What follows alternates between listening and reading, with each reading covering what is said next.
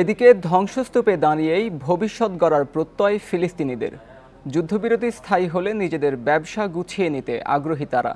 শুধু গাজা নয়, দখলকৃত পশ্চিম তীরেও ব্যাপক সামরিক অভিযান চালাচ্ছে ইসরায়েল। সেখানে কয়েক সপ্তাহেই ঘরহারা হয়েছে অন্তত 40,000 ফিলিস্তিনি। ইসরায়েলের টানা 15 মাসের নারকীয় আগ্রাসনে ধ্বংসস্তূপে পরিণত হয়েছে গাজা উপত্যকা। হামাস ইসরায়েল যুদ্ধবিরতির পর নিজ এলাকায় ফিরে হোটেল ও রেস্তোরাঁ গড়ে তুলতে বদ্ধপরিকর ফিলিস্তিনিরা। তাদেরই একজন ব্যবসায়ী রাইদ আবু সিদো।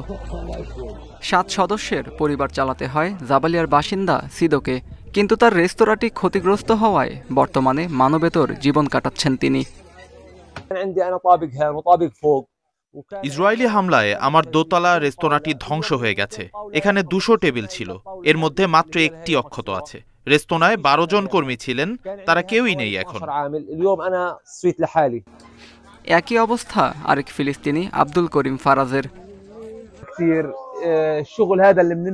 এখানে একটি 5তলা ভবনের নিচে ছিল আমাদের বেকারিটি। ভবনে হামলা হলে সব ধ্বংস হয়ে যায়। আমাদের মেশিন দিয়ে একসাথে অনেক খাবার তৈরি করা যেত, কিন্তু এখন সব খাবার হাতেই তৈরি করতে হচ্ছে। ছোট বড় ব্যবসা প্রতিষ্ঠানের পাশাপাশি বিধ্বস্ত হয়েছে 2,92,000 বাড়ি, বলছে ক্ষয়ক্ষতির হিসাবকারী সংস্থা IRDNA।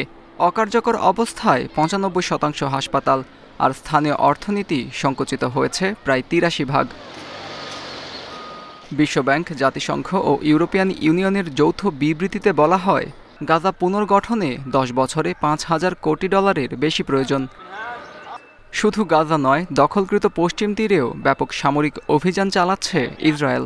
সেখানে কয়েক সপ্তাহেই ঘরহারা হয়েছে অন্তত 40,000 ফিলিস্তিনি, যা 1967 সালে আরব ইসরায়েল যুদ্ধের পর থেকে সর্বোচ্চ। আত্মজুর রহমান, ইন্ডিপেন্ডেন্ট নিউজ।